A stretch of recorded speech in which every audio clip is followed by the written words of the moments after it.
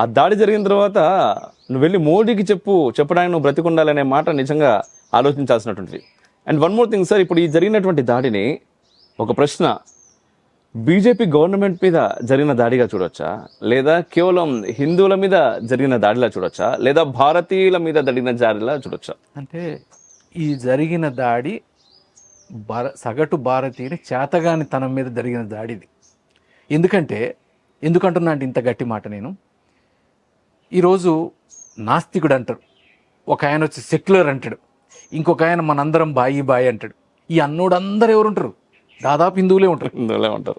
ఏ వేరే మతంలో ఎవ్వడు కూడా నేను నాస్తికుడు అనగా నేను చూడలే జీవితంలో.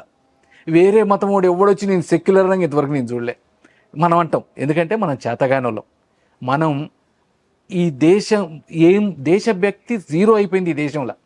దేశం ఎట్టన్నా పోని, ఈ ప్రపంచం ఎట్టన్నా పోని, నేను బాగుండాలా, నా కొడుకు బాగుండాలా, మేము బాగుంటే చాలు, ఇంకా అయిపోయింది. వాట్సాప్ చూసుకుందాం, వీడియో చూసుకుందాం, ఫోన్ చూసుకుందాం, కేల్ కథం. రేపు ఇట్టనే ఉంటే, ఇగో నిన్న పాల్గాంలో ఏమైంది? వాళ్ళు ఎవ్వరు కూడా హిందువు అని మాట్లాడిన వాళ్ళు కాదు, హిందూ మతం గురించి ప్రచారం చేసిన వాళ్ళు కాదు. వాళ్ళు చేసిన తప్పేంది, వాళ్ళ మతం హిందూ మతం, వాళ్ళకి వేరే మతానికి సంబంధించినవి చెప్పటం రాలేదు. అందుకని పిలిచి కాల్చి చంపినరు. కాబట్టి రేపు మీరు సెక్యూర్ కాదు, మనం సెక్యూర్ కాదు. ఇలా ఒక్కటే నేననేది ఏంటంటే, ఇంకోటి కూడా, సగటు ముస్లిం ఎవ్వడికి కూడా మతం మీద పోరాడాలా, మతాన్ని పోయి కొట్టాలనే లేదు. వాళ్ళని కూడా పాడు చేసేది నాయకులే. మళ్ళా వాళ్ళకు ఒక రకమైన విషబీజాలు నెడతా ఉన్నారు. వాళ్ళని పోయి మీరు మోడీ గట చేస్తున్నాడు అంటే వీళ్ళు అధికారంలోకి రావటం కోసం, దానికోసం ఎంత నీచానికైనా దిగబడతా ఉన్నారు. దేశం గురించి వేరే దేశానికి పోయినప్పుడు పాడుగా మాట్లాడలేస్తా ఉన్నారు. అదే కాకపోతే ఇప్పుడు జనాలు అర్థమవుతా ఉంది, కొద్దిగా గొప్ప ఇస్తున్నారు కాబట్టి మూడోసారి మళ్ళీ మోడీ గారిని గెలిపించిండ్రు.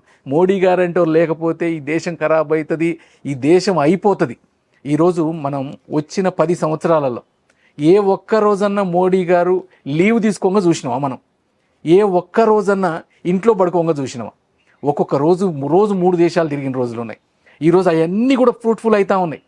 ఆ ఒక్కదాని గురించే ఈరోజు భారతదేశానికి చిన్న జరిగితే ప్రతి దేశాధినేత ఫోన్ చేసిండు. ఈరోజు ప్రపంచంలో దేశాధినేతలు అంటే ఒకప్పుడు అమెరికా అధ్యక్షుడు ఉండేది. ఇలా అమెరికా అధ్యక్షుడి కంటే కూడా వాల్యూ ఉన్న నాయకుడు ఈ ప్రపంచంలో ఉన్నట్టు మోడీ గారే. అంటే నేను చెప్పేది ఎక్కువ కావచ్చు, కానీ ఇది ఎక్కువ కాదు, నాయకులలో ఉన్నది. ఇవాళ ఒక జపాన్ నాయకుడితో మాట్లాడు, నువ్వు ఒక అమెరికన్ నాయకుడితో మాట్లాడు, ఫస్ట్ ప్రపంచ నాయకుల పేర్లు ఎత్తితే ఫస్ట్ పేరు ఉండేది ఇవాళ మోడీ గారి పేరే. అంటే ఈ రకంగా చేస్తుండే కాబట్టి ఈ దేశం ఆయనది ఒకటే. ఇంకోటి కూడా ఆయనకి ఒక్కటే, సబ్కా సాత్ సబ్కా వికాస్ సబ్కా విశ్వాస్.